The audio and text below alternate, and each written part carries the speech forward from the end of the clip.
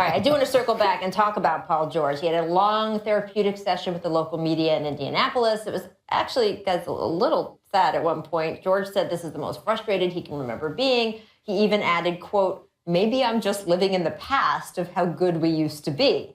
Yeah.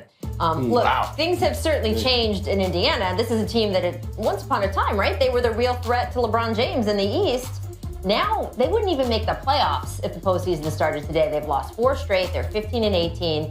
But George is saying now he has decided he is going to change his attitude. He said, quote, "I've been caught up with officials, getting caught up with on-court stuff. I've lost sight of how fun this game is to me. I just have to approach it as being myself, enjoying the process, enjoying the grind." And Byron, reporters said they did see George noticeably goofing around in practice more yesterday, trying to live by his words there. Does this work? Is this going to work if he's Well, you know what? happy and he knows it? Kudos to Paul for saying, I got to make a change. You know, the season is not going the way we expected it. I'm not playing the way I expect to play. It's been rough in Indiana at this particular point. So I got to try to change it up. That's great. Kudos to him for that. But you know what changes all that and makes it fun? Winning.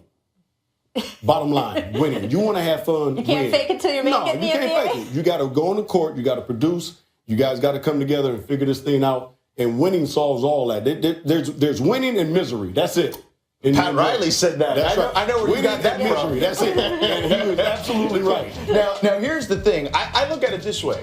He played on those really good Indiana teams that had older veteran leader guys. David West isn't around anymore. All of a sudden, Paul George is the leader of that team. And that's a role he wasn't necessarily used to. He was just used to playing his game, not having to worry about dealing with other guys and dealing with personalities. And I think it's taken him about 1.5 years to kind of figure out, hey, you know what? I don't have to stress over that stuff. If I play my game, I can lead by example and just kind of do it that way. Yes, but I agree with Byron. And winning is really the thing. Sure, I think of I think he would be a great leader if they were winning. I think Absolutely. he would know exactly what he was doing. He's a fantastic player. All right. We got to take a quick break. When we return, we will talk about a new basketball league. Ice Cube is launching for retired players. Byron, which is going to be awesome. But first, here's our distant replay from this date in 2001, starring our own Tracy McGrady. Hudson runs it down. Tracy was really strong. Oh, no. Who is that? Othello Harrington. Othello. Georgetown. Why was he jumping? Patrick Ewing and Alonzo Mourning are shuddering somewhere. Othello like that never hang blocked on a the shot in rim. his life. Why is he jumping? Come on. What they really want to do is sit around, look at some killer basketball highlights. So, hey, LeBron James very nicely has accommodated us by having a birthday today. That just gives us carte blanche. We have an excuse. We're just going to show you a bunch of awesome video. This conversation actually started with LeBron, who does turn 32 today. He was asked to compare himself to Michael Jordan at the same age. And it really is an interesting inflection point to look at the numbers because Michael had won 3 titles by 32, and guess what? Same for LeBron. And because LeBron didn't have to go through that, whole pesky college thing first, he has already racked up more points, rebounds, and assists than MJ. Not to mention, he does have one additional one of those shiny MVP trophies. So if what LeBron told us this summer is true, and he really is chasing Michael Jordan's ghost, Michael Jordan, not dead, but that's what he said, to see who is the most dominant player of all time. It was news to Michael Jordan when he said that. That's all I'm saying. Not dead. He is at least on the way, right, to making a case for himself. Now, that being said, LeBron does feel that's where the similarities stop. He gave a quote yesterday on their actual playing styles. He was having none of the comparison. He was much more of a scorer, and at that point, did a lot of post work at that point in time. But our games were just different. His body is different. My body is different than his. All right, so who does LeBron compare to in the way he plays? I mean, he's obviously, right, guy's got a lot of magic in his game, the court vision, the passes, the way he controls the floor. Who's that guy in that shot? Look at that. We also have, producer Danny called this morning LeBron the rich man's Pippen, which is maybe the first time he's been called that. Wow. Certainly defensively, you can see Scotty's influence on LeBron. We could run a half dozen of these chase down blocks, right? Mm-hmm. Oh, yeah. It's good. And then Cavs coach Ty Lue, his comparison was he thought LeBron has the same explosiveness as Dominique Wilkins. another compliment. Yeah, I mean, look, I don't think there's any question when you talk about one of the greatest dunkers of all time and finishers. I mean, that's LeBron, too. Right, and of course, you got to throw in Dr. J, as far as I'm concerned. If you're going to talk about athleticism, boom, there you go. And Oscar Robertson, look, we keep talking about Oscar in reference to Russell Westbrook right now because of the triple-doubles. But let's be honest, all a triple-double is a way of measuring all-around influence in a basketball game. And that is probably the most LeBron James thing of all. The best thing you can say about LeBron is he does everything exceptionally well. He can play 1 through 5, guard 1 through 5, score when he has to, facilitate when he has to. And look, his leadership skills have improved every year he has been in the league. At 32, he now has better numbers than he did at this point last season. Oh, and by the way, along the way, he did happen to topple a 73-win team led by a 2-time MVP, thanks to the best NBA Finals comeback in history. So, you know, it's possible that he's actually comparable to no one. Of course, that's not going to stop all of us from trying. All right, so guys, who do you think influenced LeBron the most? I mean, we saw a highlight there, Byron, that you may have something to say about. You know who I'm going to say. Go ahead. Do it. You know I'm going to say Earvin Magic Johnson. Of course. I mean, we just talked about it. He can guard 1 through 5. Magic Johnson can guard 1 through 5 back in the day. He can play every position. Magic Johnson could play every position back in the day. He can facilitate. We know Magic was the best facilitator of all times. His vision. We know Magic's vision was the best.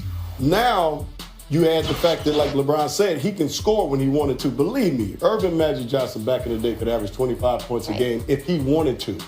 And then you look at the other thing I compare him to is that these two great football players who also played college basketball, Tony Gonzalez and Tony Gates, were two of the best tight ends ever. Yes. Put LeBron, and I've always said this about LeBron James. Right? He is a tight end in a basketball uniform. Yep. He would have been untouchable in the NFL as well. And we already know he's untouchable on the basketball court. Well, remember, he had that flag football game, him and Kevin Durant. So he feels like he is a receiver of sorts. He is. So there's that. Now, I'm with you on Magic. I'm with you on Oscar Robertson. Right. I would throw in the upper body or the body frame of a Karl Malone. I would add that into the equation. Because LeBron is built like a truck. I don't think we've seen a guy as chiseled as LeBron since this guy right here, the mailman, Karl Malone, who was built like a brick house. So that's the other part of the equation that I would throw in there. I would throw that LeBron's strength is only rivaled of that of a guy who's one of the greatest power forwards of all time. Yeah, well, I would agree with you there as well. And one thing that I left out with LeBron is we talk about his athleticism, but his speed and his quickness is unmatched when you look at somebody his size. And Karl might be the closest guy to him when you talk about those two elements of his game as well. And he's 32. I mean, he pointed out yesterday to reporters, he said, I'm like a fine wine. I just keep aging well. I don't know how many more years we have of this version of LeBron, but it's looking good this year. As I said, his numbers are better than last year. Looks real good right now. And let's keep enjoying it as long as we can, too. Absolutely. I love that you brought up those flag football games because I did notice those flag football games stopped when Durant became more of a threat to LeBron. It was like, oh, look, I want to help him out. We'll have some fun. Work out with him in the offseason. That's all done. See you later. That's what true competitors do, though. I can't imagine why. I don't know why I was down there. You're getting a little too close. Exactly. All right, let's turn our attention to last night's game in Cleveland. The Cavs had an 18-point lead at the start of the fourth quarter, but they did have some trouble putting the Celtics away. Boston pulled to within 1 3 times in the final 2 minutes. They did end up falling 124 to 118. So, George, you could kind of look at it either way. Did the Celtics losing that way to the Cavs tell you they're close, or they're not really remotely close? Yeah, I don't believe they're remotely close. I look at this team, and I think they're really good. I just don't think they're great. And to be a championship contender, which is what Danny Ainge and everybody in Boston wants, you have to be that. They're missing a couple of elements, Byron. I think that they're missing a real wing. Now, maybe Jaylen Brown turns into that guy. Or maybe that Nets pick that they have turns into that guy. They need that, but I also feel like they need a real post presence. They need a rim protector, a guy who can give them easy buckets. That's just not what Al Horford does. Right. So you look at a guy like DeMarcus Cousins, right? Could they trade for him using that Nets pick? Or maybe even a Hassan Whiteside, where maybe you don't have to give up the Nets pick, but someone like that and a wing, and then all of a sudden we can talk about them being a championship team. Could they trade for anyone is what Celtics fans want to know. They've been waiting on this big trade date he's going to pull off for a couple seasons. I think they could because they got so many draft picks that they can use in a trade that are very attractive to a lot of teams. But I agree with you, George, is the fact that they are a very good basketball team. And I said this when Al signed with them this offseason, that's a great piece to the puzzle. But he's not a game changer, but he's a great piece to the puzzle. So they've taken another step forward, in the Eastern Conference, which is very slim anyway. there's no team in the Eastern Conference that I look at right now that's going to challenge Cleveland for a championship as far as the Eastern Conference is concerned. But the Boston Celtics and Toronto, those two teams can make it interesting. But still, at the end of the day, Cleveland is still the favorite. Rachel, they're like a baseball team that has a bunch of 2 and 3 starters. Right. They don't have the number one. Right. Yeah. Like Isaiah Thomas and Al Horford are good players, all-star type players, but they're not a definitive number one guy. Yeah, I mean, the Celtics are now 0-6 against the top 2 teams in either conference. Not there. Rough night for the Raptors the past couple nights, too. So the Cavs, again, distinguishing themselves as the class of the conference. Not that we didn't know that already. Let's talk about the Lakers. LA outscored 31-13 in the third quarter last night at home to the Mavs. Dallas, not a good basketball team this year, and yet the Lakers did still manage to lose to them. Their 14th loss in the last 16 games. And afterward, Coach Luke Walton said, quote, as a team, we're going to be fun. We're going to figure it out. But when is the question? How much does it mean to us right now to figure it out? Do we want to do it now, or do we want to wait 2 or 3 years? Take a look. The Lakers hold the worst record in the league in the month of December, 2-14. This is after they were 10-10 heading into the month. So, Byron, if you look at Luke's equation here, are we going to figure it out right now, or is it going to take 2 or 3 years? Where are you putting your money? Well, it's going to take 2 or 3 years. Now, when he said, do we want to wait? We all know LA fans don't want to wait. Yeah. And if they wanted to wait, I wouldn't probably be sitting here with you guys. So I'm just saying. Hey, so listen, you're being honest. Listen, they don't want to wait. Yeah. I understand what he's saying, but you're going to have to. Unless they can make a trade or like you said, make that draft pick that can come in right away and be a game changer. They're going to have to wait for these young guys to continue to develop. And they will. They will develop. They'll get better and better. But they are still a year or 2 or 3 away from being a team that can contend in the playoffs. I'm with Byron. That first month of the season was a little fool's gold there, basically. They dealt with some injuries. Then they had to play 8 and 9 guys for about 2 weeks. And this team isn't built for that. There's a reason those guys weren't set out to play those type of minutes. But what is a real progression here? Isn't 30 wins, shouldn't that be enough for this team? And I still feel like they're on a path for 30 wins potentially. That would be a really good season for them. You're talking about a 13-win improvement. Well, I mean, I think part of what Lou's talking about is he's just looking for some fight from the individual guys. He said in his post-third quarter and in between the third and fourth quarters last night, he was like, I thought we would fight more than this. And I think that's when he's looking at the individual players, guys like D'Angelo. He wants to see some of that individual growth. What do you expect? Yeah, I think that's exactly what he wants to see. You can't settle in on accepting losing. Right.